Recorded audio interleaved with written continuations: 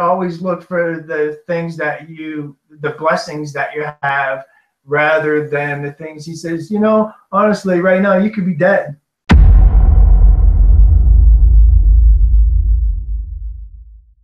Hey coach, right now I'm not feeling up to this. This is not a good time for me.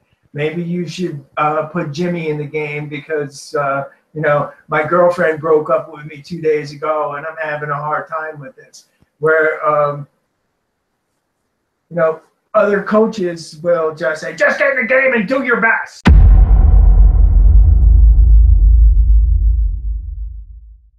Bad things happen to everybody, and it's not a matter of whether or not you're lucky or you're unlucky, because he says there's no good life, there's no bad life, there's just life.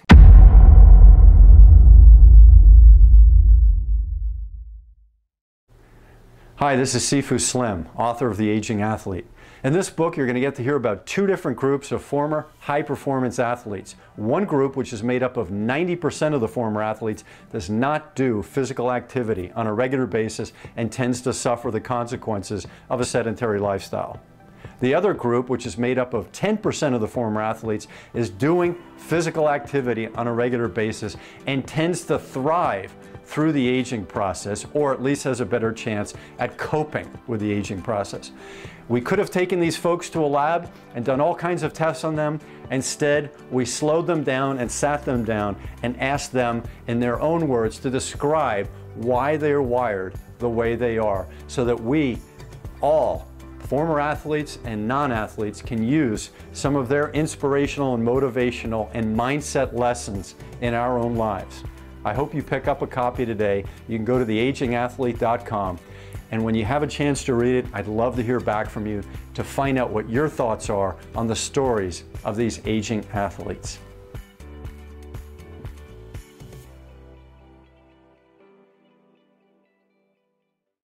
There we go.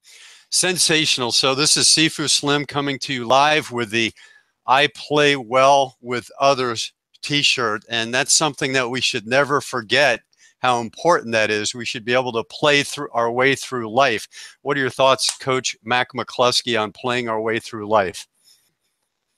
Is there any other way? So what about the difference between if you had stayed in the metropolis of Pennsylvania?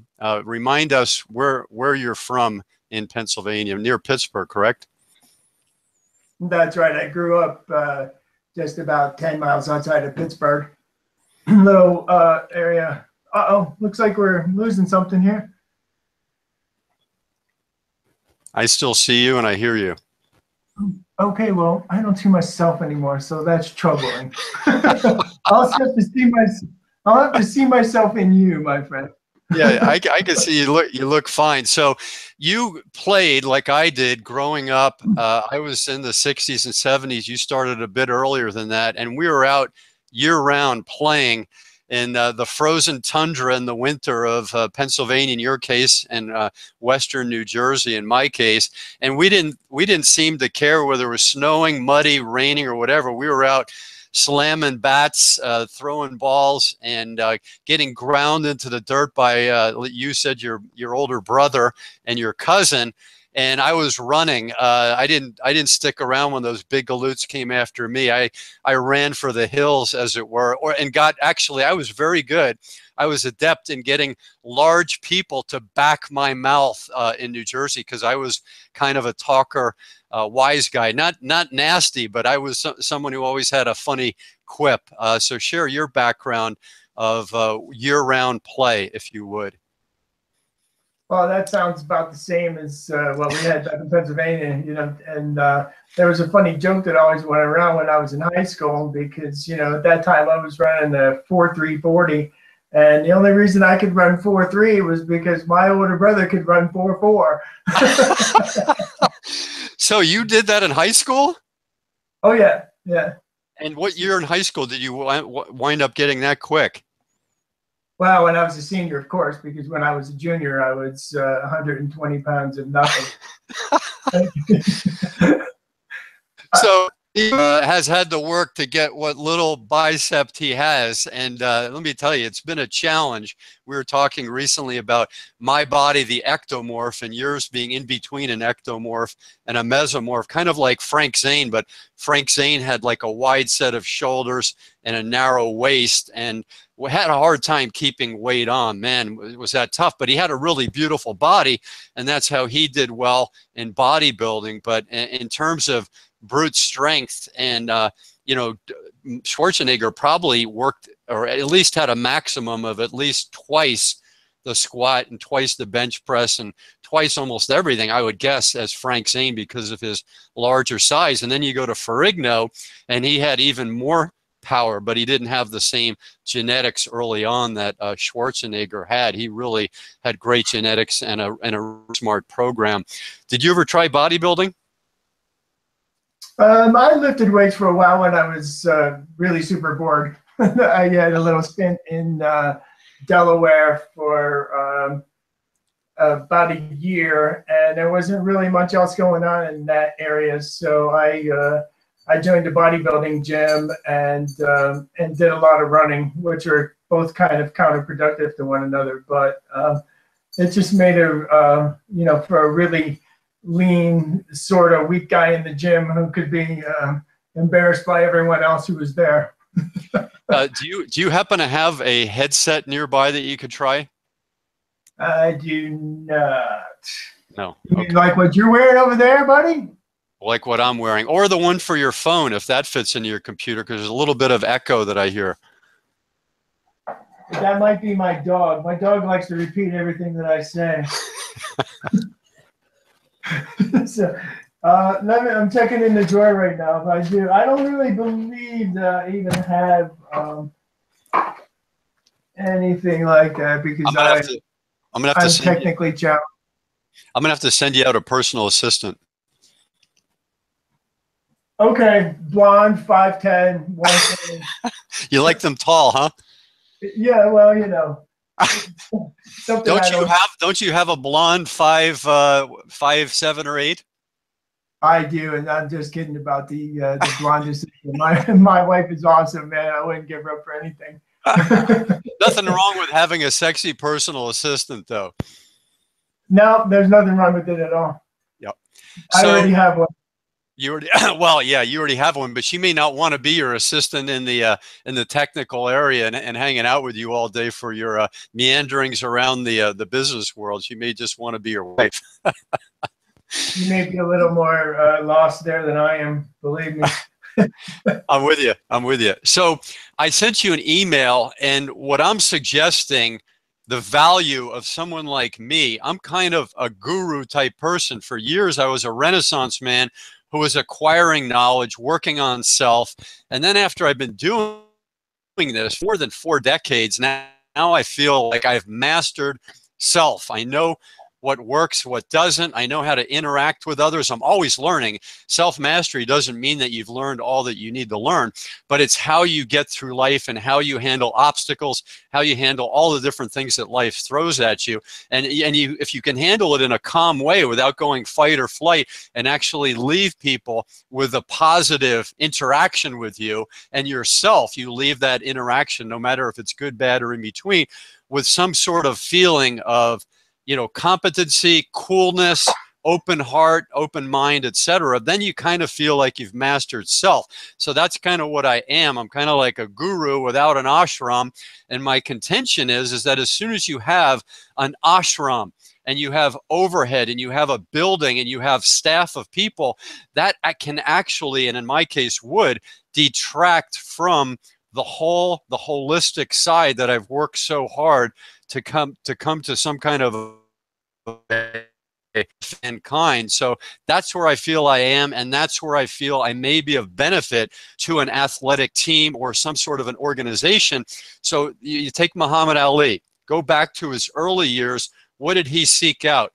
He sought out Angelo Dundee. Angelo Dundee did not seek out Muhammad Ali. It was a famous person in Louisville and in the amateurs, but when he sought out Angelo Dundee down in Florida, Miami, Angelo was already a successful trainer of other boxers, had a good life, smart individual, never was a boxer himself, but he was a heck of a trainer, and he gave Ali a lot of leeway in terms of how he handled his life. Then he added on to that Drew Bundini Brown, who was a confidant, who's a motivator, who was an alcoholic and had lots of problems of his own. But man, did those two mesh and have a lot of fun and build something. Then he had this Cuban masseur, whose name is escaping me right now, but that guy, again, soft-spoken, didn't blab a lot. Ali had enough blab and thinking for almost everybody. And then Ali had his brother, and later, in my opinion, didn't do well because he got in with the Muslims, not discounting their faith at all, but they sort of, in my opinion, took him away from the professional boxer and well-rounded person that he could have been in through some sort of indoctrination and later fear, because when Malcolm X was killed, Ali feared that they could take him out, so he never left them on account of fear. So those are some of the things that I think I kind of am. Well, not as good as Angelo Dundee as a boxing trainer, and not as good as some of those people like Dr. Ferdy Pacheco, who was the fight doctor who was in Ali's corner a lot. So he had all those people, and I feel like I'm kind of like a naturopath in terms of my knowledge of the body and health and medicine, natural medicine especially, and then this motivational coach, and I live fitness and wellness, etc. So those are some of the things that I think I'm offering to an athletic team. And I sent you an email for this professional team who's looking for an athletic trainer. And I said, hey, in my email, I'm from outside the mold. I'm coming at this thing completely differently. Would you be open to hear from someone who other people, not just me, they told me that I present you as sort of a guru. And now I feel like, hey, that makes more sense to me because I really don't fit as the typical athletic trainer who's gone from a high school program, junior college, semi-pro to a pro team. I don't fit that. I know a lot of what they know, and I work with a lot of modalities they work with, but I'm different than they are. So chime in if you would and tell me some of your advice to me on how to approach this thing. Well, I think that guru is probably a good label for you because I've always gone by the pretext that anyone who calls themselves an expert at something probably is not. And that if you're saying that you're an expert, it seems as if you've closed your mind to learning new things about whatever your subject would be or whatever you claim yourself to be an expert in. A guru, I always have imagined someone who is well educated in whatever field they're in, but they're open-minded towards new ideas and always still open-minded towards learning. So I think you fit very nicely into that category. Congratulations on the new name, Guru Slim. Yeah. Well, Sifu basically means guru. It's the father, teacher, master in Cantonese. Yeah. And in Mandarin, it's Shifu, and in Japanese, sensei. And they do have slight little nuanced differences, but I was Sifu Slim based on mastering maintenance fitness. And so that's why I went with Sifu Slim. It's also self-deprecating because as I was sort of slight in stature, and I was playing all these competitive sports with people who were bigger, faster, and stronger. I had to figure out a way to be able to compete with them, not necessarily to win, because, you know, if they wanted to, they could a lot of times clobber me. But I did use the gifts I had to the fullest, and the Gilligan body that I have. I don't know what more I could have done with it in a non-harmful way than I did with it. And so, you know, I'm blessed to have at least gotten to age 54 without getting myself disabled in Brazilian jiu-jitsu by these guys who were wrenching my neck off and in football slamming me. I mean, I've gone up for passes where I've had it right here and I was up, you know, 2.5, 3 feet off the ground in the air in the end zone, catching it in tackle football with no pads. And even with pads, it's brutal. And I was up and I had guys take my legs out and like, not just take them out, but run through them and lift like kind of like that at the end, so that I fell back and landed square on the back of my very long neck and head, full power on ground that was definitely winter ground. So I made it through that. Have you ever had an episode like that of being upended?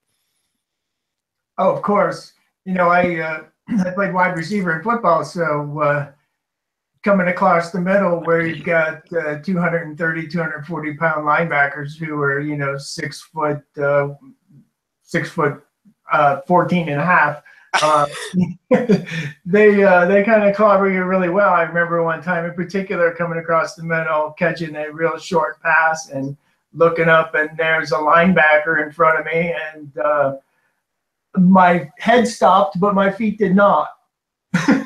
So I basically went horizontal, and when I hit the ground, I jumped up and realized that I had been hitting so hard that my face mask was bent up against my nose, and I had to go into the sideline, and they said, hey, do you know what your name is? And I looked at him and I said, Tuesday. So which made no sense because, of course, it was Saturday. So, after they cut the face mask off and told me I couldn't play anymore because of the concussion, it was a little disappointing. But yeah, you said Tuesday. You said Tuesday, and it was Saturday. Yeah, and they said, "What's your name?" And I said Tuesday.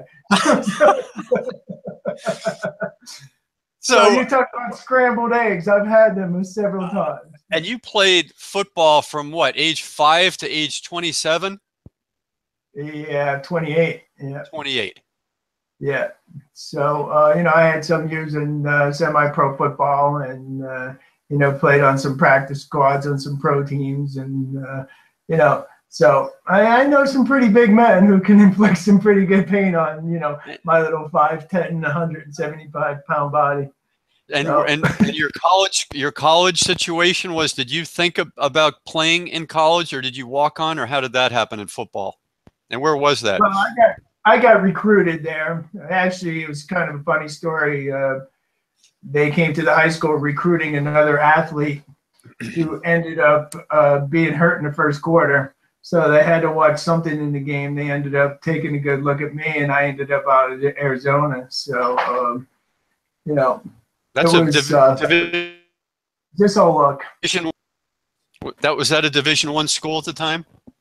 Yeah, of course. It was the Pac-8 or Pac-10. I think it's the Pac-12 or something now. But what happened to you when you landed at that college or the university, and you saw the size of college players and you started practicing? Did you have your eyes open to the harsh reality of the situation? How did that happen?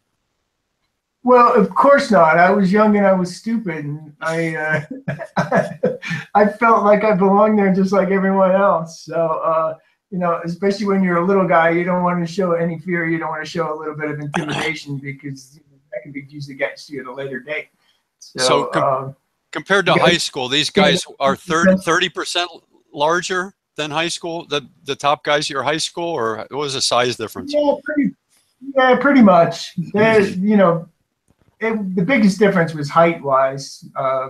They're all 5 feet wide, but when you're 6'5", 6'6", and 5 feet wide, it's a little different than being 5'6" and 5 feet wide. So there's some rather large men there. So if you would, in a minute or two, go through the background that you have in athletics, and then in advanced, like the martial arts stuff that you did, and just kind of don't take us through the beginning, middle, and end, but what you did, what the advancement was that you achieved in these different endeavors, including triathlete, and then the same thing, if you'd be so kind, with coaching and instructing. To give us that quick resume bio. Well, I started off like everyone else, playing Little League baseball with friends and Little League football, and it's progressed into high school and college sports. And when college was over, of course, it's a shock to an athlete to be in a position where you no longer have that competition in front of you, and you no longer have that carrot on the stick, so to speak, to draw you into a healthy lifestyle. So I substituted my my football play with triathlons, and I actually started triathlons on a bet, and progressed from basically just doing your little local, 5Ks and doing your little local biathlons and duathlons, and we called them biathlons back in my day. But at the university, you also wound up doing track too, didn't you? I did, yes. When I was in high school on the track team, I was lucky to be associated with 3 or 4 other runners who were also very competitive sprinters. So we ended up winning the state, which Pennsylvania is a fairly decent sized state. We ended up winning the state 4x100 relay team. So that was another one of the things that kind of like piqued the interest of college recruiters, because they were like, hey, this guy's pretty fast. I wonder if he's played football. And so after they looked into that background, it was, a little bit of a progression. And when I got to state, everybody was just pretty much in disbelief. Here's this little white kid who can run 4.3. What about the other kids on your sprint team? What race were they? We were 4 white kids. I grew up in a little, in Plum, where we were outside of Pittsburgh.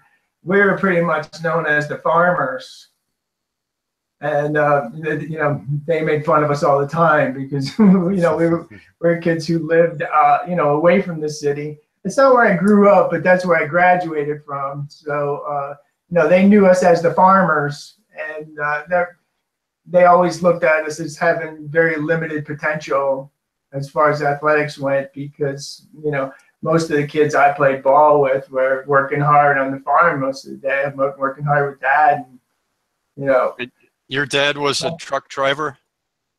My dad was a truck driver, yeah. And your grandfather was a coal miner? Yeah, that's true. Good memory, man. Good for you. You must have read that book. What book was that? Was that The Aging Athlete by someone I know named Sifu Slim? Yeah, there it is, Sifu Slim. How would you have liked to have been 6'5", 266, like the guy on the front cover? If I would have, man, I would probably be dead by now. In high school here, somebody that saw this book said, "Boy, those pro athletes were not that big back in the 60s." Well, he's a senior in high school here. He's 218 and 6'4". He grew another inch after that, but he's a big kid. He's the biggest kid in his high school and one of the biggest kids in the county. And he's from Gary, Indiana. And he grew into, he played 3 sports, I believe, in high school, and then he played 2 in college. And this is at age 66. He's still 266 pounds. And then as I followed him, and interviewed him a few years after that, I said, "How's your height?" And he has not lost an inch of height despite age. He's 71 now, and he attributes his weight training and the non-loss of his bone structure and calcium to not losing height and keeping the strong posture, living a balanced life. 5 days in the gym, 2 days on the doubles tennis court. Because of joint issues, he can't play singles anymore. And I don't think at 54 I would want to go out and play singles right now. There's a lot of stop and turn, a lot of pounding. And I haven't played tennis in ages, in any sort of a competitive way. And I probably would want to slow if I went back to tennis. But The Aging Athlete by Sifu Slim, and Mac McCluskey was athlete number 2, interviewed for that. We just met by chance at a post office out in Park City, Utah in 2011. I bummed a ride from him and found out he was the perfect candidate to be interviewed for The Aging Athlete. So you take us through some more of your athletics, semi-pro football. You met Jacqueline in a time you were very distraught in Los Angeles.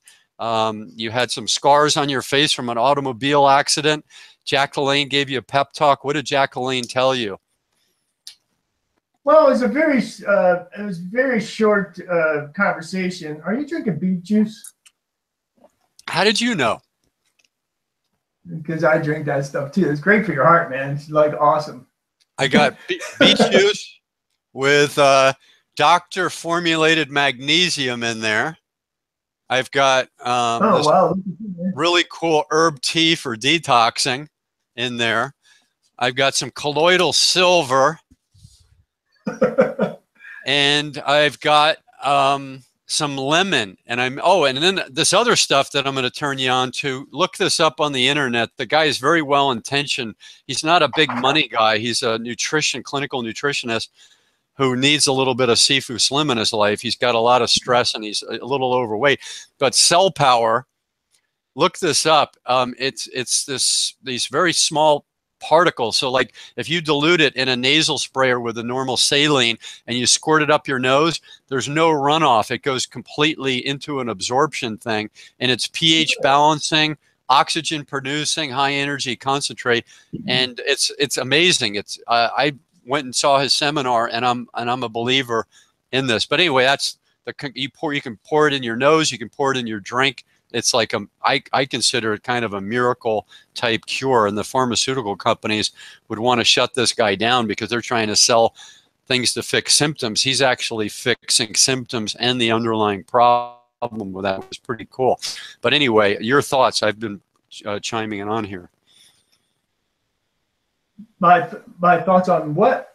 on you and your athletic background and your motivation and how you went from did you tell us how Jacqueline shared the motivational talk with you? It was kind of like a funny thing because I was in LA, and in Halloween night in 1980 I actually died. They brought me back to life. I remember a car driving through my car. The other driver was drunk. He came across the double yellows, totally took me out. And when I woke up, I was in the ambulance and they were doing CPR on me.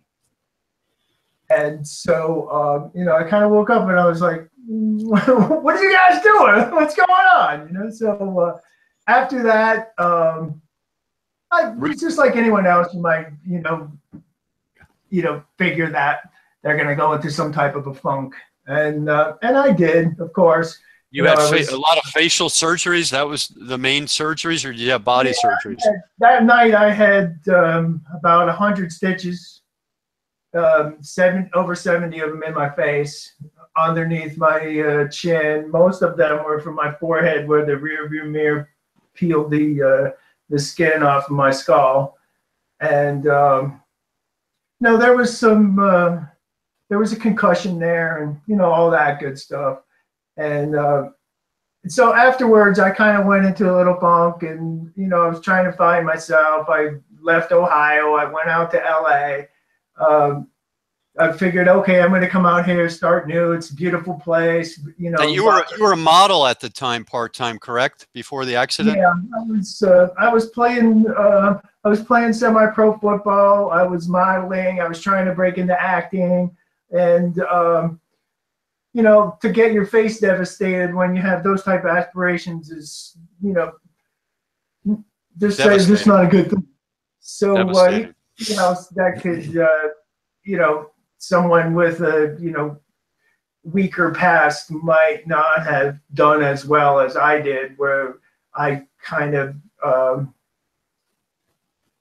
got all funked out, and then I took it as a challenge because, people like Jacqueline, who you just meet while you're hitchhiking your way across LA, and the guy picks you up, and you're just, pretty much zombie-like, and just kind of like talking to the guy with your head down. You said that people were afraid of you for many things because they thought you might be a criminal or drug addict because of all the facial scarring. Well, the scars were pretty horrible at that time because it was only a couple of months away from some pretty traumatic, accident to my face. And so when I went to interview for, legitimate jobs, most of the interviewers, even some guys said to me, "Are you a gangbanger?" And I'm like, and being from back east, I didn't even know what that meant. It's just like, are you a gangbanger? I was like, what are you talking about? And so basically they thought I was just like, you know, a guy from the street who, you know, just took his lumps over time and now was trying to get his stuff together.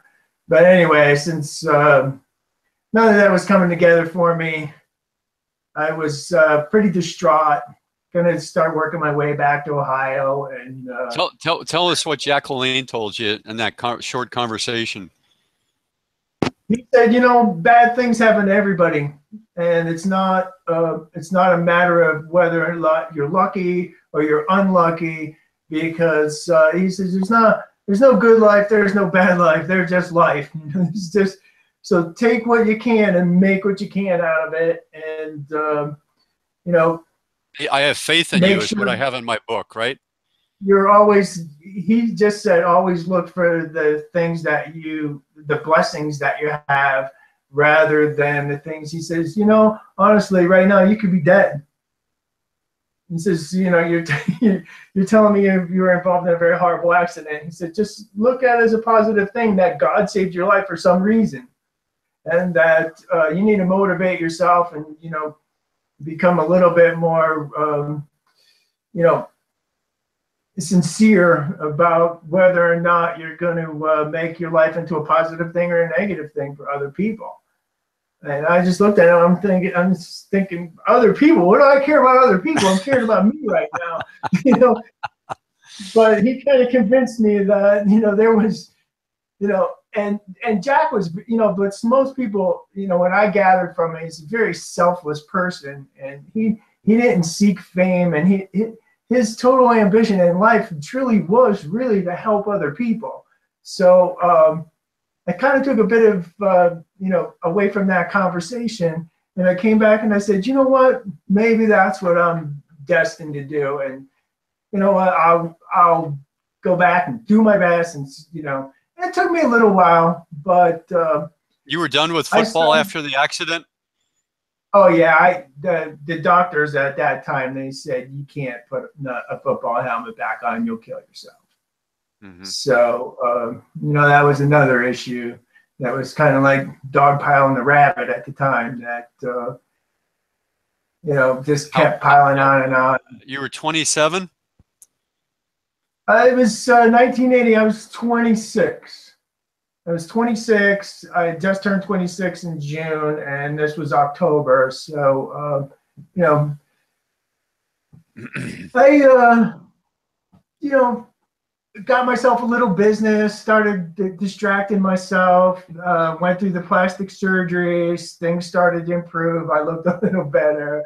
And so therefore I got very lucky with motivating myself at that time. Was like, okay, if I'm going to do this, I'm going at it 100%. What did you do right after the car accident and while you were putting yourself back together to stay fit?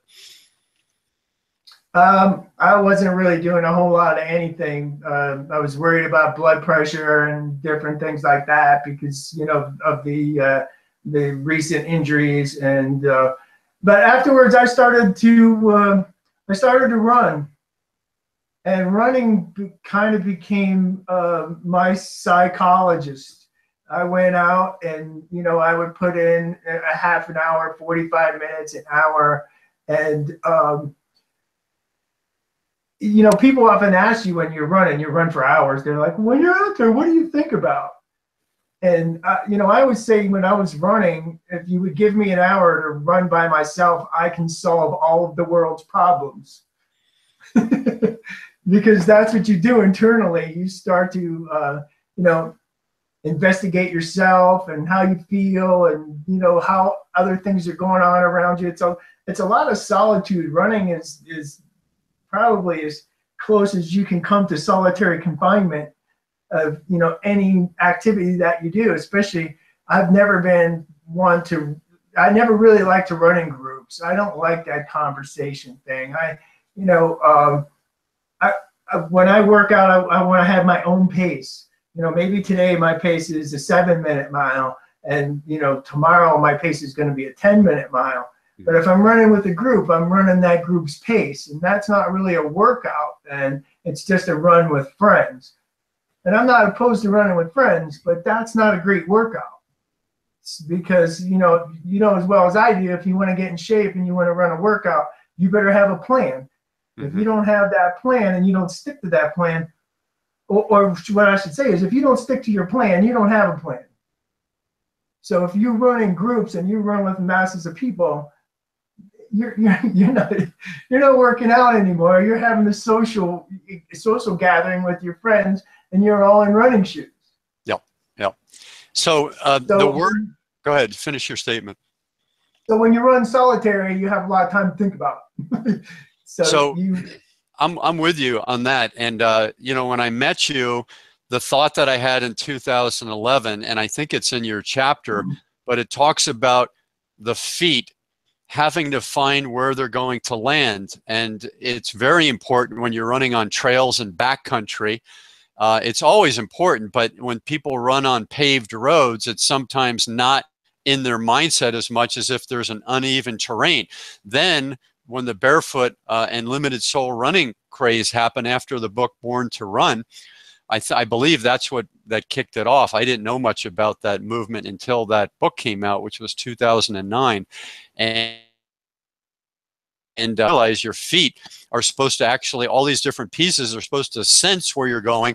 And then your body, this proprioception, is supposed to carry you through the air and land with biomechanically correct landings so that it provides stabilizing, it prevents injuries, provides connection, and it allows you to run efficiently and effectively, and it's all natural that way. Whereas if you go with these thick shoes and you're running with friends, of course, and you're distracted by your thoughts, it's not like the Tara Umara running on this euphoria naturally, almost like an animal would run, which is perfect. The cat occasionally rolls over and falls, but most of the time the cat's always got the angle, always has the roll.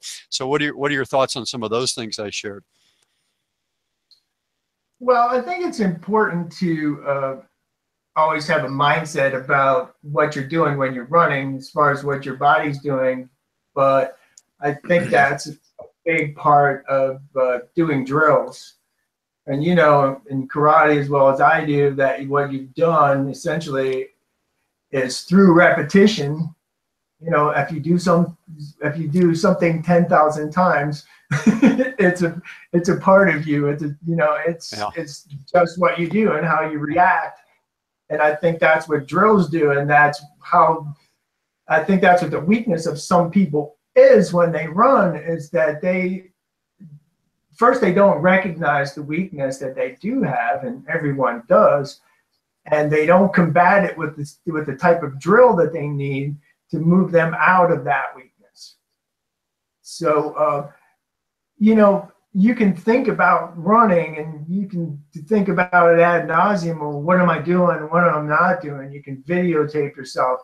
But the reality of the whole thing is when you're in fight or flight and you start to run, you're not caring about all that. All you're trying to do is run. You're just get me out of here, or get me to where I want to go. And if you're thinking about the mechanics of the whole thing, it's self-defeating, because your mind cannot work as fast as your body can react. So if you have to think to yourself, okay, I'm going to move my right leg forward with my left arm, and then I'm going to move my left leg forward with my right arm. Basically what you're doing is you're telling yourself how to walk, where isn't it just easier just to walk? So making it natural. I'm a believer in less is more. I believe that if we have less stuff in our life, it's a better feeling. So less is more. I'm not saying I wouldn't like to have $10 million in a very diverse portfolio. That's not my less is more. But I don't need 300 million. I would be giving that away or starting foundations. The Sifu Slim cure to pick up people who have had injuries and accidents and need to pick me up. Whatever I was going to do, I would do it with that extra. 10 million should be fine with the remaining 30 to 40 years that I have on the plan. Would you share a bit about coaching and your certifications and your martial arts levels that you attained along the way? Well, I have American College of Sports Medicine certification. I have a NASM certification. I was a personal trainer for many years in some of the gyms back in Connecticut when I lived back there, back east. I've worked as a coach, and that's really where I have found my life's passion, is being able to translate, whatever limited knowledge that I have. It's still quite a bit more than what others have in that specific field. So they look to me for some advice. And so coaching has become a very big part of what I do now. I'm kind of semi-retired now, but I still enjoy going out and helping young men, especially, or even young women. I've coached girls in ski team and cross country running, which is a complete different type of coaching than coaching boys. But that being said,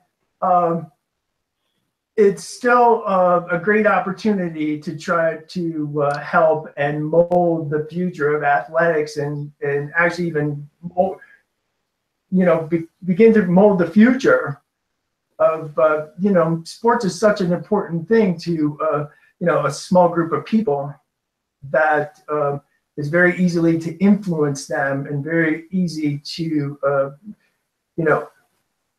tweak their thinking into believing in themselves.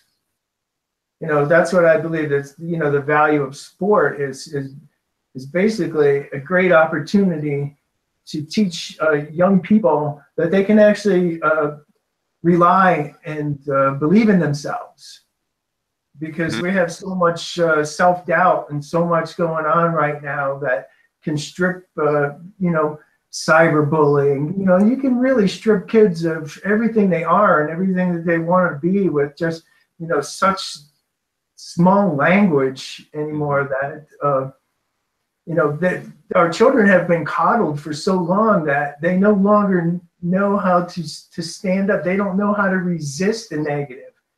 And, what happens is they graduate from their high school, or they get out of school, and they find that life is not as positive as we've tried to tell them that it is. It's not as I see you just pulled your headset up. It's not as easy as so trying to reinforce them that hey, things are going to be hard, and there's certain ways to handle it, and there's certain visions that you have to help you along that road. And that's what I enjoy about coaching the most, is that I have an opportunity to influence those young minds and, be a part of that growing up process. I'm going to share with you. Uh-oh, I've got an echo now. Hello. You're not echoing over here. I'm not echoing over there. No. So you hear me fine? Yep. I think I might have done some damage to my headset. I tripped. I had my leg up and I brought it down and I landed it right on the wire. So anyway, if it's working, it's working. That's tremendous. Oh, I can hear you. So that must mean things are working. So good. So my idea that I came up with, because I'm trying to see if there's a way I can work with a pro team, but I got this idea of using a system that might be new to them, and it's also makes it more affordable. So internships are something companies and organizations are using quite frequently, and it helps the intern learn and get some sort of a piece of the puzzle to add to that resume, and gives them contacts, etc. This is the intern. And then it helps the organization by providing someone who's solving a problem, providing a labor force and talent, and and it's this potential win-win situation. So my idea for a sports team is, okay, yes, you've got personal trainer, A, B, and C that's part of that organization. So great, they've got their athletic trainers. Now they've got people who are their therapists that are related, the massage therapist, the chiropractor. They may have a team doctor, a team surgeon, and maybe they have many nowadays. Someone like Tiger Woods was like a sports team from the 1970s. He had all those pieces just for him. Maybe a pilot for the airplane, right? And so Lee Trevino, the golfer from those were his 80s. He's laughing about all these modern people who have their entourage and all their therapists who travel them around. He said, "Hey, back in my day, we had we ate a hoagie and had a 6-pack of beer and went back to our hotels and went to sleep. There was no fitness training, no massage." And he was a guy that was solidly built, and he had like the gambling piece of the equation and the whole challenge. You challenge me and I'm going to go out and gamble with you. And he was a talker, and he could mess people up and help himself through his talking and his mannerisms. So he had his whole gift. But then he's laughing about the modern era golfers who are, compared to him, they're like prima donnas. And I don't mean to discount what they do, because it works for them and that's where we are. But compared to him, they are prima donnas. They have this whole entourage, and they're more sensitive, than someone like, in many cases, than someone like Trevino. So my thought of how you piece all this stuff together is, if you just take the athletic training component and say, what are we going to do for the sports team? Well, let's take a pro baseball team. I'm guessing that they have somewhere under 30 people on their teams, or somewhere right around there on their team. That's the traveling team. So what do you do to give these people a personal trainer, despite the fact that they have to travel all over the world? Actually, they play games in foreign countries now. How do you do that, and how do you do it at an effective budget? So here's my idea. You take people who are either on the process or already certified, that are in college programs or just out of college, that want to work with a professional athlete, and you have these people work with them as their remote coach. So they're the person that the pro athlete can call via the smartphone, either through setup times or try them if it's an emergency at the off time. And so they've got that person who's their main coach. Someone like me could oversee all that and be part of that organization, maybe travel with the organization. But I would set all of that up to have each player have his own personal trainer, and maybe their own life coach to go along with that. I couldn't be a life coach to 30 people. That would be impossible, especially a high performance athlete who's got all of those challenges.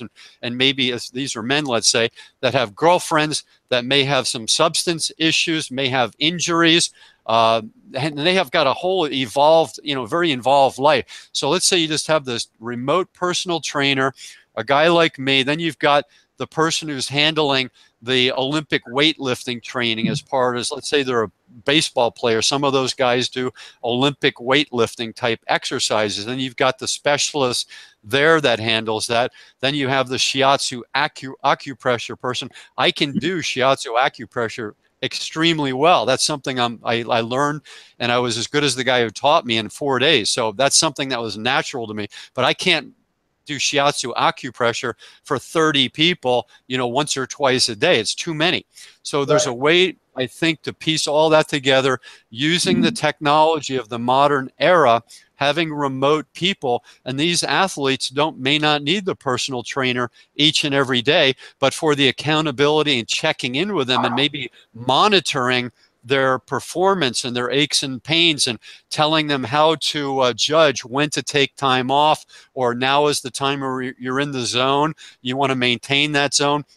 It's a very involved process to do that, completely different than Lee Trevino, who was not a performance athlete like these guys are today. He was just a naturally strong, very gifted golfer. So this would be to use the intuition of the pro athlete. Let's say he's 22 years of age, and you want to develop that intuition. Why do you want to develop that intuition? Well, in the email I sent to you, I mentioned a pro baseball player I knew, and he told me that one day he went out for batting practice but a cool misty morning, and this guy was a phenomenal hitter. He was in the you know, in the pro baseball, in the big show, as they say, and he had a really strong back. You know, I knew him when he was 4 years out of pro baseball, and he was still very well built individual. But he went out one morning, and on his first batting practice swing, he tore tissue in his back. So, you know, all the important structure was torn, and it wasn't going to rebuild the same way. That's what they determined. It wasn't something you could just do surgery on the L5 of the spine and help this person. So he tore it, and that was it. And so in my email, I said, how do you avoid things like that? Well, you have to remove the ego and the normal productivity out of the normal status quo workout, and you have to teach people to slow down, get in sort of a Zen state, kind of think like Oriental medicine. Where's my energy today? Where are my trigger points? What's not working or what is working? And you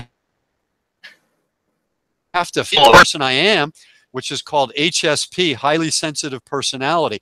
Bright lights, loud noises, chemicals. When I go through a store that sells all the cleaning products, all that stuff hits me hard. I play tennis well at night, so I'm HSP, and I can sense bodily things extremely well. So I would hope I could pass that on to other people who may not be as adept in sensing their body, and they're just thinking with the brain, which is, you know, neurotic behavior. You're living in the brain and you're living in the ego. So take them out there and go, before you start swinging the bat, where are you? How do you feel? How did you feel yesterday? What did your personal remote trainer and you discuss, you know, this morning? Try to dial some of that in. You can't do it perfectly, but you're hoping to create an awareness so that some of these things that can be prevented through an awareness type of program could be prevented. So please share your thoughts on some of that.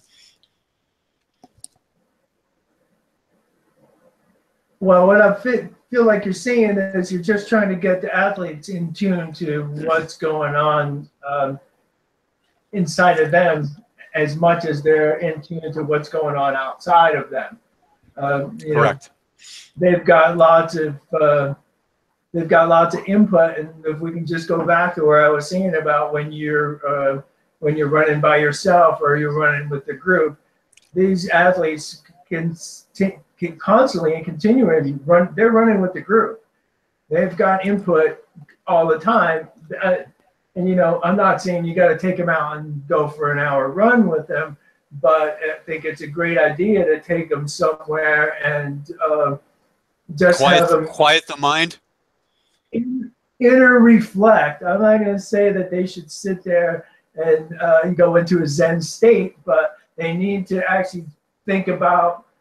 They need to think about themselves. They need to go out and solve all the world's problems in a 12-mile run. They need to go out and just inner reflect and not be so much of a big part of, you know, the team and surrounded by their posse, and you know they're constantly have exterior input and stimulus.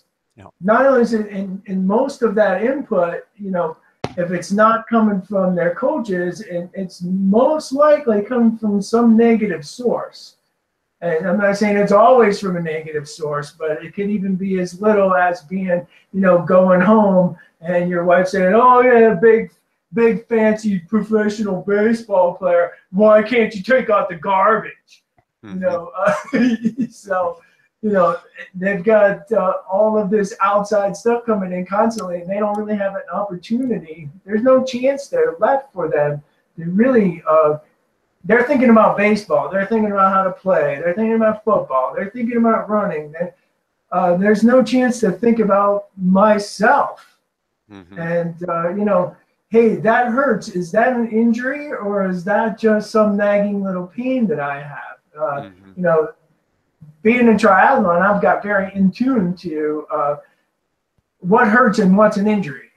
Mm-hmm. And those are two very different things. You know, when you work out and you work hard, especially when you're on those you know, those high intensity days, things are going to hurt. Of course they are. They're supposed to. That's where you're pushing that threshold.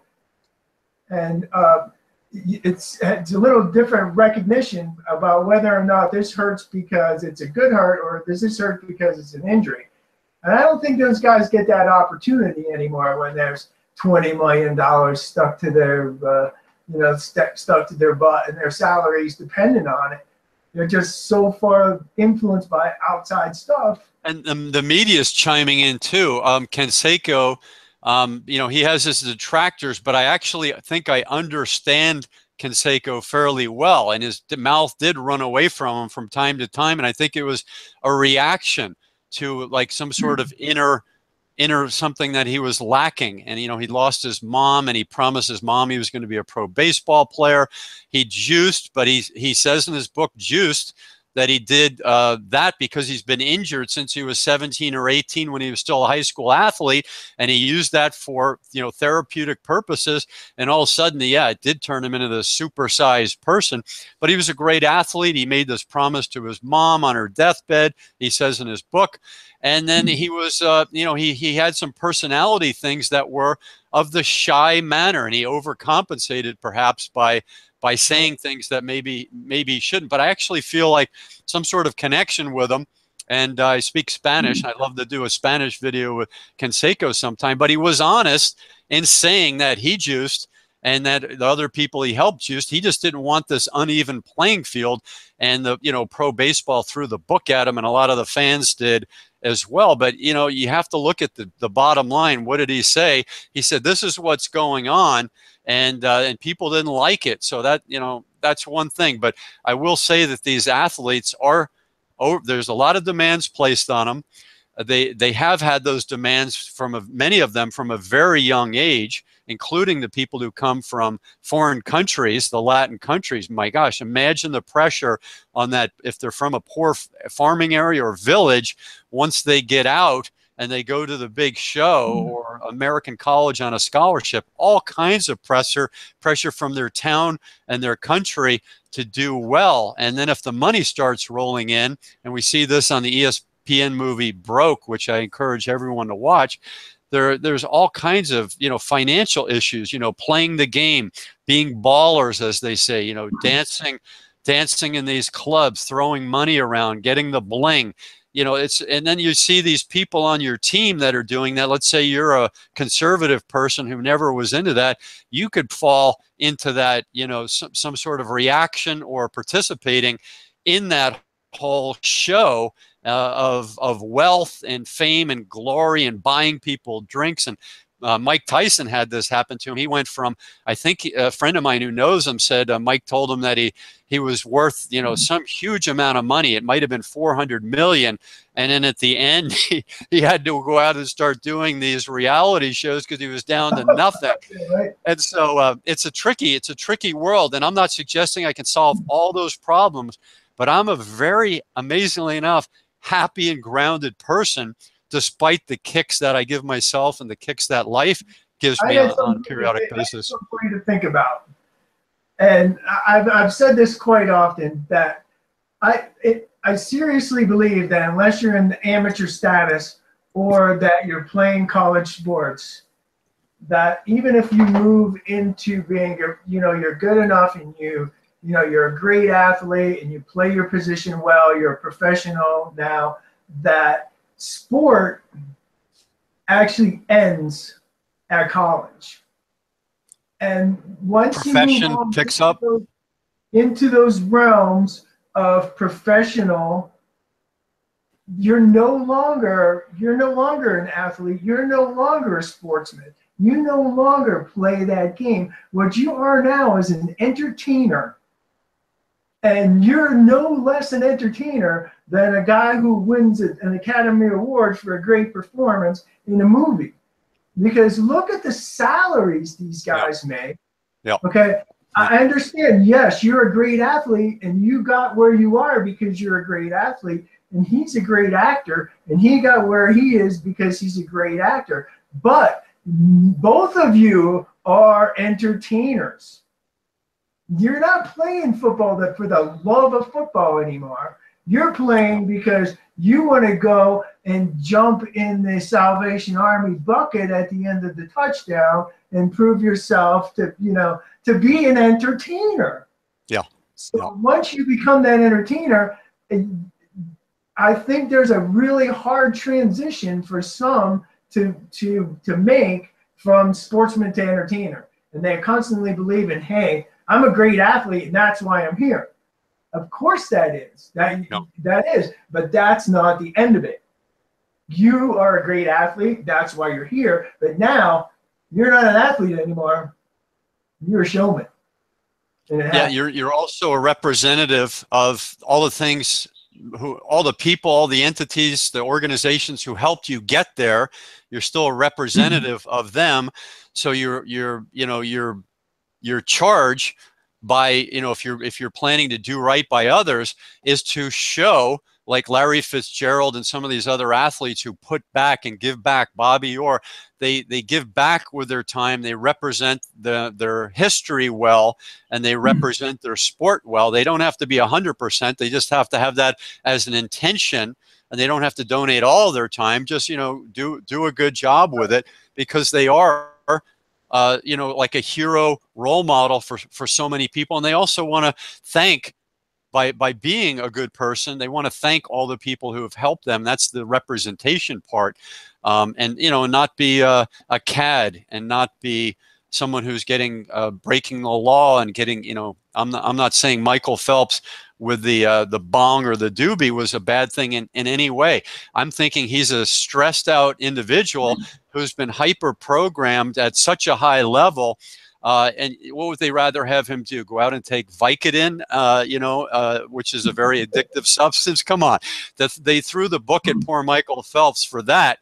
That was, in my opinion, was no big deal. What Tiger Woods did, which is lie to everyone and have 2 kids and a wife in the process, that was a big deal. And I wish Tiger all the best, and I hope he's a well and a happy person, and he grows from this, and that his wife and he can have, maybe they do already, his ex-wife, have a good conversation. You don't have to be perfect, but you should learn from your mistakes, and you should learn from people who came before you. The hockey players today are learning what Bobby Orr did in the 60s and 70s and is still continuing to do, and he sets the bar very high on what you would call ethical and compassionate behavior. So those are wonderful things to be learning about along the way for these 20, 22, what have you, these young athletes. And you mentioned a lot of good transitionary things. And then you made that transition, you were an actor. How do you become a good actor in terms of not just on the screen, but when you're off the screen? What do you have to do to be a good actor? Maybe you can share some thoughts on that. What should people do? Well, I think that's intrinsic. Whether you're a good athlete or not, and you've made it into professional sports, you still are who you are.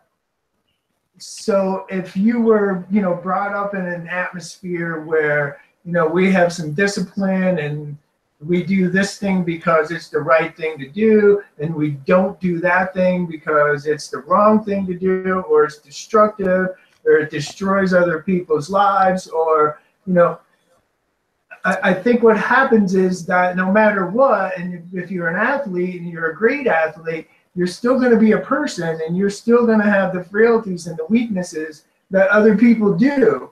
Unfortunately, you're famous now, and everybody's going to see that, and everybody's going to hear that. God forbid that anyone should ever take my life and put it on public display. I'm pretty sure that I would, no one will want me to have me on their coaching staff. No one would want to listen to me. No one would. They would be like, whoa. And yourself, anyone in my neighborhood, I could hold anyone's past or anyone's actions up in front of a limelight, and depending on which way we're going to spin this, I look like a hero or a zero. And it all depends. It all depends on who's spinning that and in what direction. So you know, we see it all the time. And, you know, my thought is that, you know, he's famous. We expect him to do this. We expect him to do that. We expect him to, but our expectations are only as high as our backgrounds and our past permits them to be. Your expectations for yourself are high. So this little kid from 1970, I think it says, is Mac McCluskey. This says 1965, Pittsburgh, Pennsylvania. I would have been 11. Yeah. And so that little kid, you're saying, between then and now, there's some things that could discount you in the eyes of the people who follow the tabloids, correct? Oh, absolutely. Everybody has that.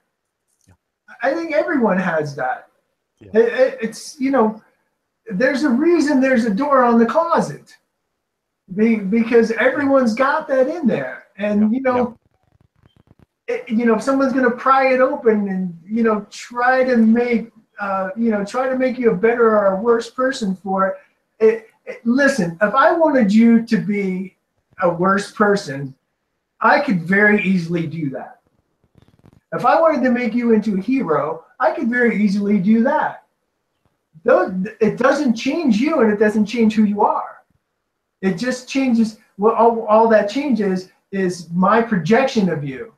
And the perception in the media, that kind of stuff, like poor Canseco had that horrible perception. And the thing is that the media has that way. I mean, for God's sake, look what the media just did with our country and our presidential election. Yeah, yeah. They made an obvious dirtbag into a hero, and a person who worked their whole life in politics into you know, a devil. How does that happen? You know, those are two very, you know what, I'm sure that Donald Trump, in some fashion, he's probably a very nice guy. He's probably a real good guy. So when you talk to him, you get to know him, hey, he's not so bad. But let's open the closet door. Same thing with on the other side. That's probably a very nice person. You talk to them, they're very personable, they're nice to you, they do good things for other people, but let's not open that door. So, you know, the media has totally misconstrued, you know, our lives, and sport is just such an easy target because there's so many of them. You know, if we look at politics, we see the president and we see our senator. That's 3 people. We look at our sports team, we got 65 guys to pick on. You know, the Pittsburgh Steelers, man, I love the Pittsburgh Steelers. Look what they did to Ben Roethlisberger a few years ago. They made him into a little devil. You know, they can take that and do that to anyone they want to. They can. Let's say, let's look at another picture here. And the word that comes up here is unconditional love. Did your dad know that term, unconditional love? Yeah, he absolutely did. So he's hugging you, and the slug line under this, in his 40s, Mac receives congratulations from his hardworking truck driver father. You, my son, are the top endurance athlete of the family. And so you said that the father's blessing was important to you, as it is to me. My dad's still around. He's just about to turn 88. And, you know, it's an important thing for many of us to have. And so you got that, you think, in your 40s?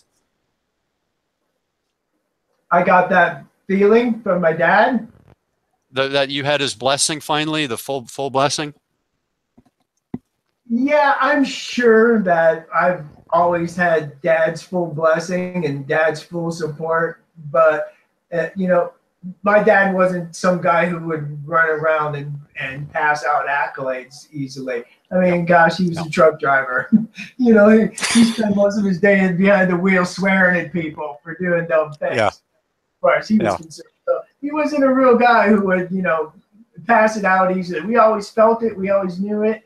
But when, you know, that very picture that you have in the book, I can see it right there. I keep it in front of me in my office every day. I'm so proud of that guy. And, you know, he passed away last year, but still, he's alive. He's alive right here. I look in the mirror, I see him every morning, and I'm happy about it. That's wonderful. So, yeah, good guy. Good guy. Yeah, I wish I could have met him. So we've talked a little bit about intuition. So I was born with a lot of intuition, you know, and some people just are. And if you talk to people who are experts on intuition, they tell you it can be developed. So like some people could, you know, they're at Tiger Woods at age 4, I think he was, you know, putting on the Tonight Show. He had some special gifts. His father worked with him and developed that over time, but he may have had some special gifts right off the bat, which I believe he did. So having that intuition firing at a young age, I was always looking at things like, you know, the kid and the emperor doesn't have any clothes on. I was like, some things didn't make sense to me. And then because of intuition, I could see what would have happened if this thing progressed. And that happened throughout my life. And I didn't hang out a shingle saying, hey, this is the local clairvoyant, come in for a reading. But I've developed the intuition, and you'd be amazed if you spend the time that I have and that you have working on your own self and movement out in nature, which is what I've been doing my entire life. But if this just take 2 hours every morning, I don't miss, you put that time aside, and then you have that intuition, you have nature, the universe, God, you have physical movement, you have the greeting of the trees, the flora and the fauna, you have people maybe occasionally walking by, you just feel the energy. That's a lot of time if you add that up over the, I think it's 17,000 days that I've been out there doing that. That's a lot of time, and you develop this intuition. How do I pass that on? My gift to these athletes would be spend time on your own. Spend time with me and other coaches and learn how to tap into that, but then spend time on your own. And if you're not comfortable being on your own, come back to the coach, you know, try to figure out why you're not comfortable, but eventually get to the point where you can spend time on your own in nature, outside of drywall, away from the digital, away from your smartphone. You know, I listen to music, or maybe sometimes even NPR talk shows when I'm out exercising. But amazingly enough, I can get into a Zen meditative state despite the stuff that's going on in my radio headset. I do turn it off sometimes, but I actually like to have that connection to the world while I'm doing that. And that might be strange for some people, but that's how I do it, and it works for me. So intuition, and maybe you could comment on feeling it. So how does that baseball player really know if he's feeling it, feeling in the zone? How can that baseball player honestly tell his coach without any fear of repercussions that, hey, coach, you know, something's not right now, and I shouldn't go out there either because of I've got an injury or something that's out of connection, or I don't think I'm the man to go out right now and bat at that time where we could lose the game. I'm not trying to say that I'm wimping out here, but for the sake of the team and even myself, I think it should be this guy. He's actually in the zone right now, and it's scary because he's risking that this guy could perhaps replace him.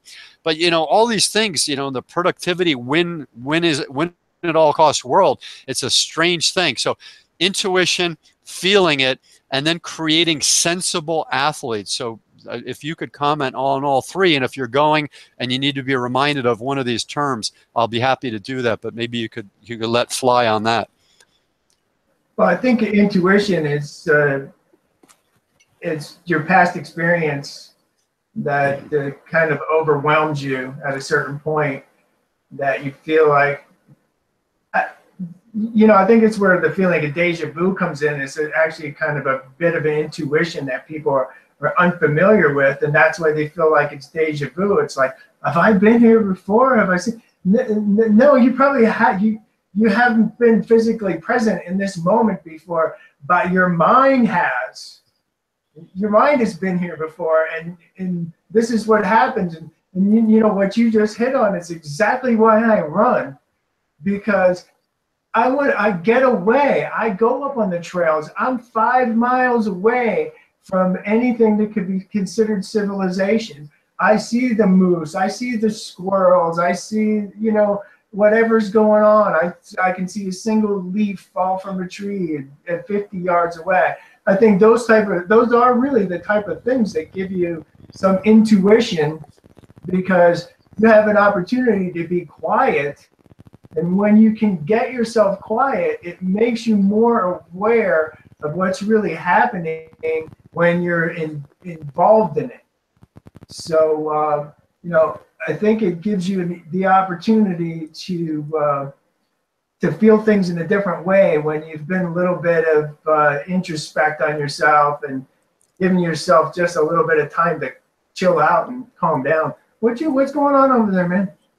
You know something was up. Yeah, I can see you. What do you think I'm doing? I think you're looking out the window. You must have a beach out there. You're looking at the girls in the bikini out the window.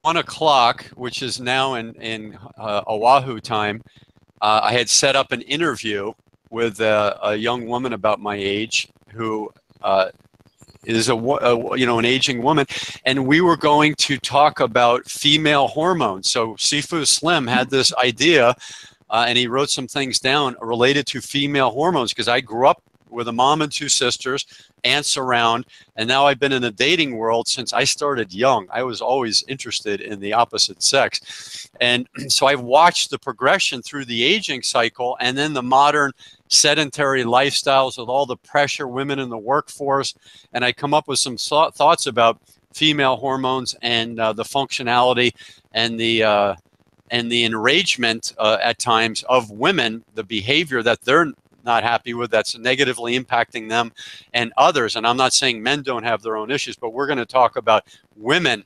So I just sent her an email asking her if we can go at 1:45. So thank you for sharing that about intuition.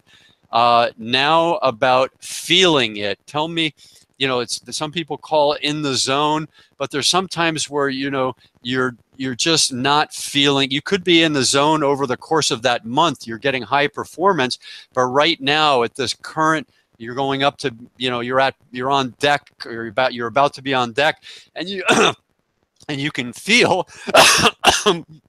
that you're not feeling it.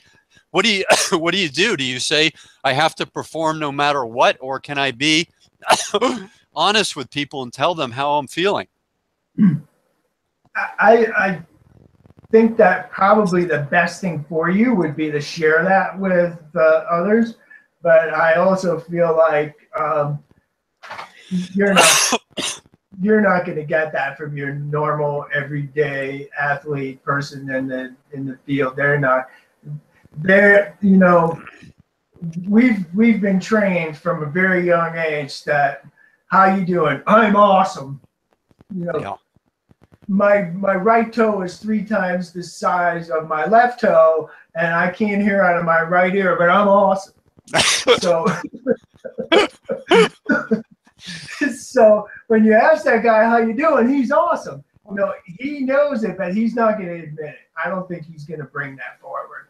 I think that there's too much pressure there, and I think that your approach that you want to use with these athletes to just get them to open up a little bit. And even if, and I do this as an assistant coach on the football team that I'm coaching right now, is that every athlete on the team, I try to know them personally. I try to, they'll come to me as an assistant coach and say, hey, Coach Mac, you got a power bar in your car because I didn't eat any lunch today, and I feel like I'm performing way below what I should be doing right now. Can you help me out?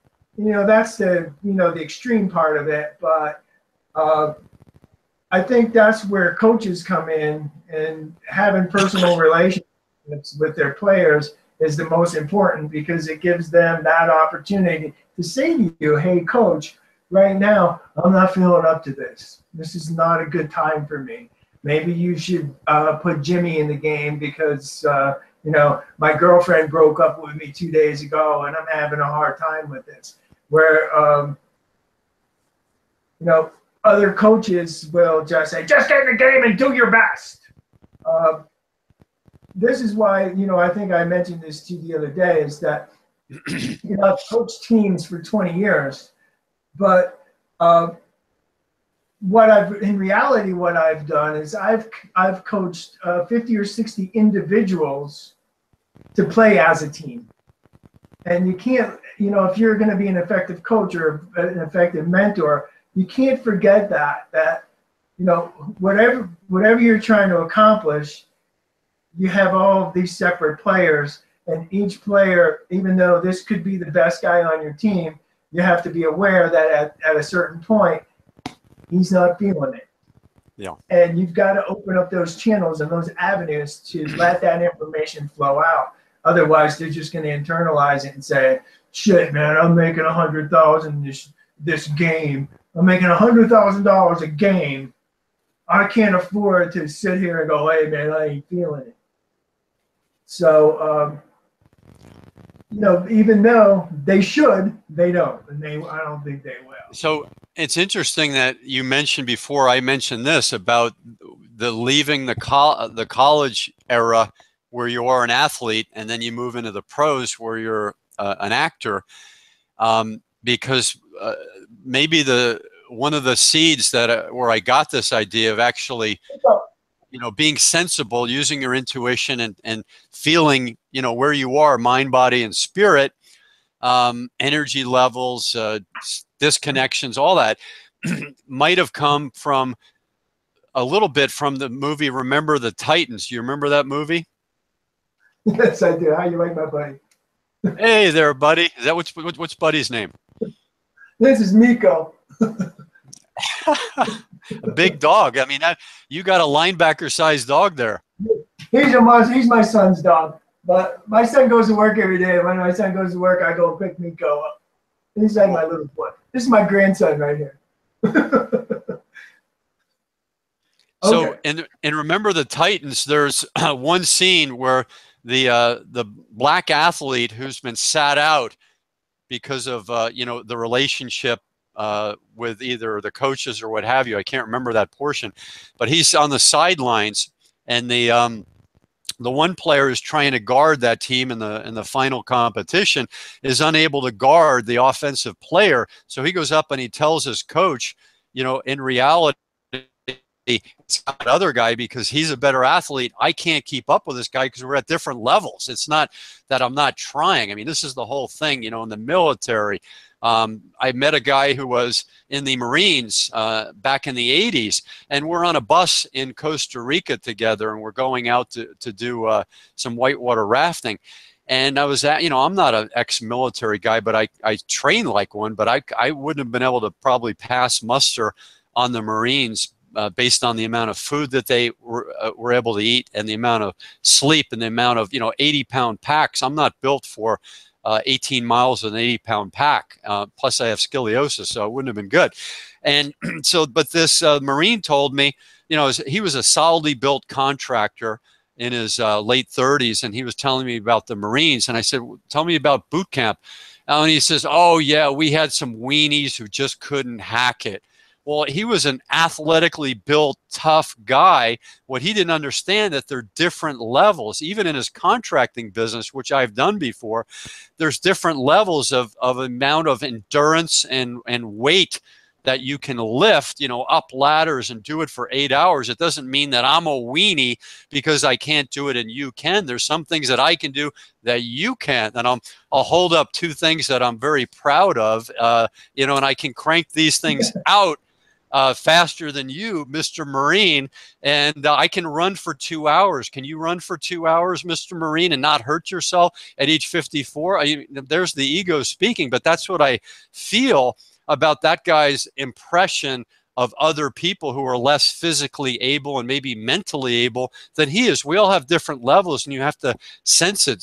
Some athletes can play 85 games in the NBA, and some can't. Some can play 30 very well or 40 very well, but their mind, body, or spirit does not work with the 80-some games? Are they to be considered weenies because their operating system and their hard drive is different than the other one who can? You know, these are some questions that I'll share and see what you have to say. About those differences? Yeah, the differences and just being able to relate those to other people and not feeling like you're a weakling or a weenie, quote unquote weenie, like this guy did about his people in boot camp who couldn't quite hack it. Yeah, I seriously believe that is, you know, he's talking about you being the weakling, and you know, guys weren't able to hack it physically. This, in my opinion, is someone who has that same weakness, and he's just showed it to you.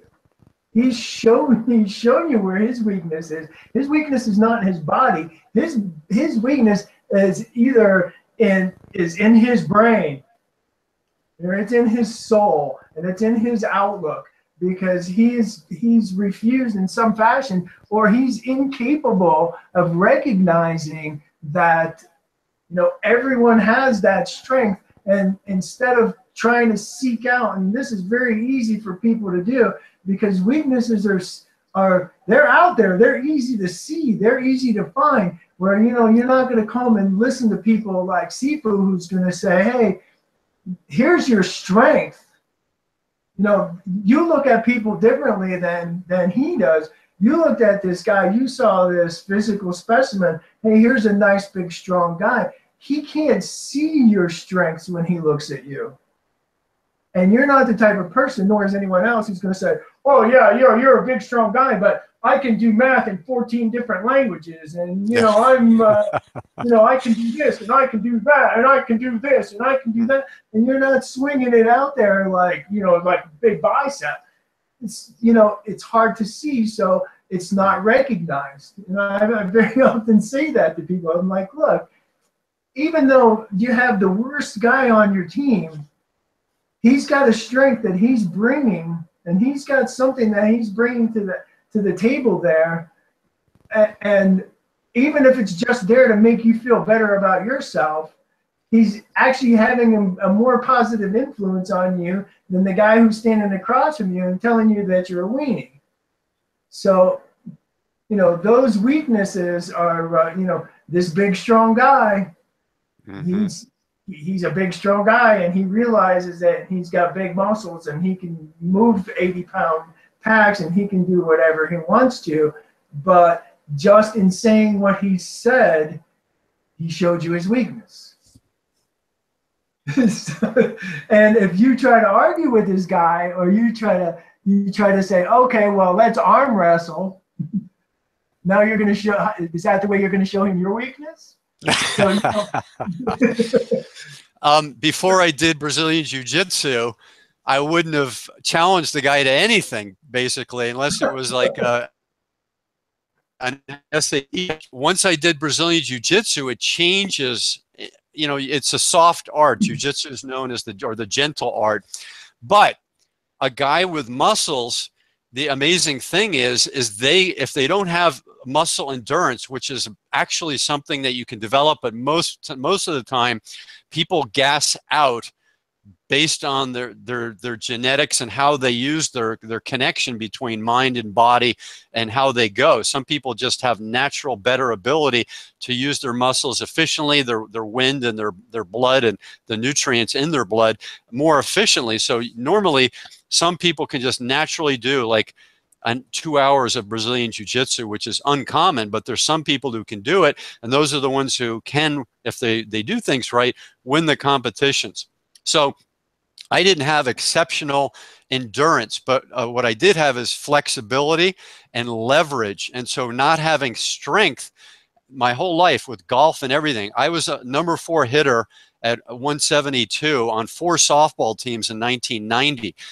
172 pounds, and some of these guys were 200. Was I the #4?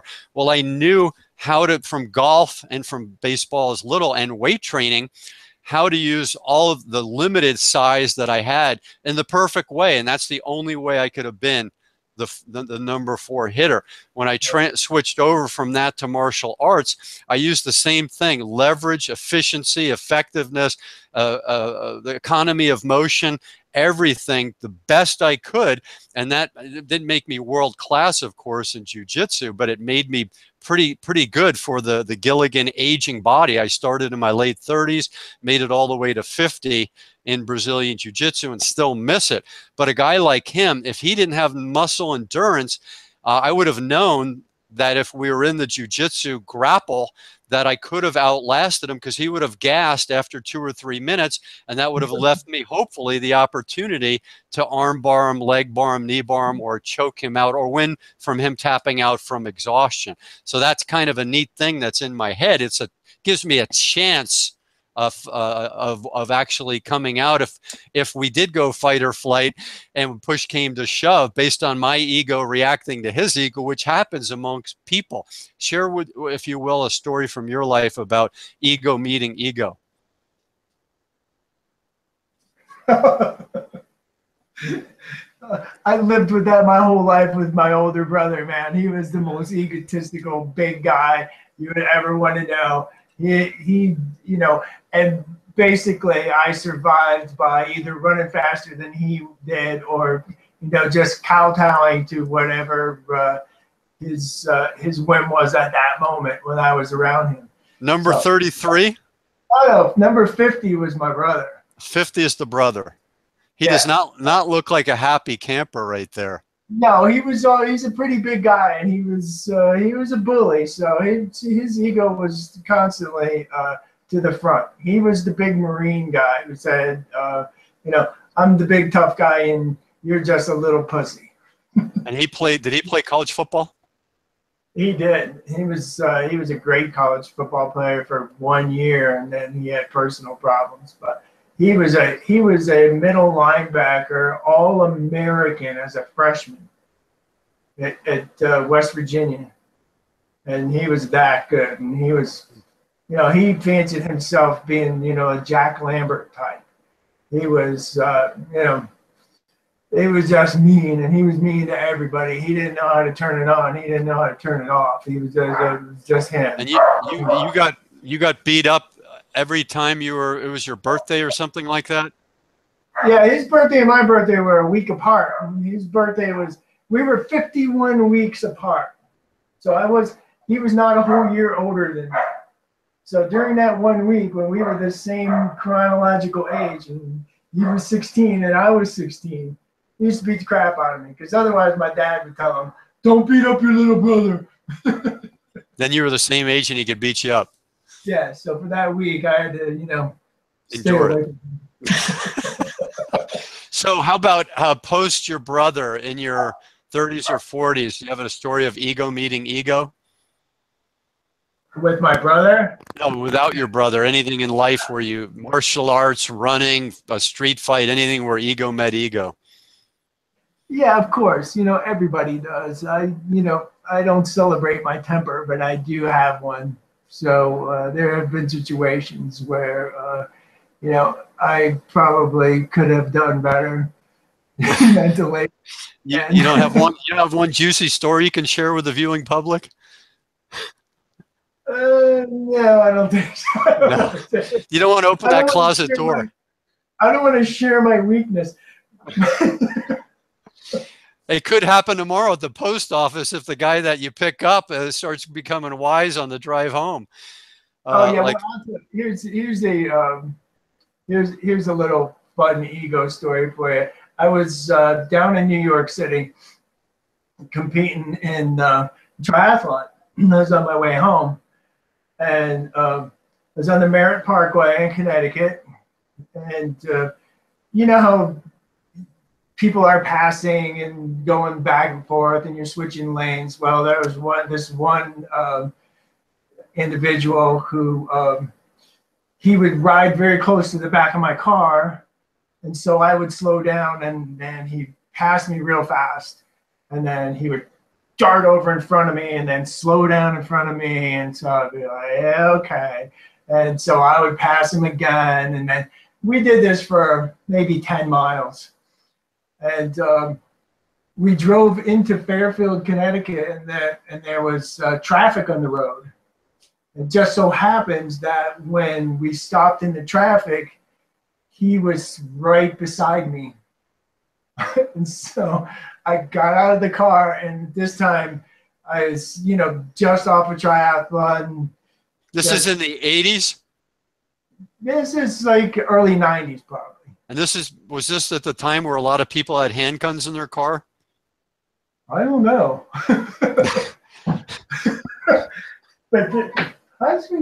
But this guy, he pulls up right next to me, and he starts, you know, yakking out the window. So I got out of the car, and I walked over to the side of his driver's side of his car, and he's still running his mouth. And so I start going, what? So he put his window all the way down. And when he put his window the whole way to the bottom, I reached inside the car past the steering wheel, and I turned his car off, and I pulled the keys out of the ignition, and I turned around and threw them up on the. Where'd you throw them? Where'd you throw them? Traffic started moving forward again. I got in my car and I just drove away, and I left them there in the middle of the highway with no keys. Where did the keys go? I couldn't hear that. I threw them up onto the hill into the woods. Oh. So there was only one way for him to get his car, I guess. If he didn't have a spare, was to get out of the car and, you know, run across the highway and go and look for his keys. So wow. I don't know how that ended up, because I drove away. So there were no leg locks in that story, so that was a pretty good. That was like Braveheart when he's challenged that guy. He says with that little pebble, you know, not pebble, but little rock, he could outdo the guy with the big rock, and the guy with the big rock misses him on that long throw, and he just goes like this, boom, and hits him right in the forehead and knocks him down. So that's probably good. We've talked about feeling it, intuition. Maybe you can conclude by sharing what you think a sensible. Now, we talked about athletes, so I wrote down sensible athletes. So let's talk about pros for a minute. What is a sensible athlete / actor, in your opinion? What's a way we could define that in 2 or 3 sentences? I think someone who's sensible recognizes, of course, you know, what their strengths are, and they have great opportunities to display those strengths. I think that in that scenario, that if you're so much better than everyone on you in the football field, it's easy to take that off of the football field. And so now when I leave, I'm better than everybody that's out there too.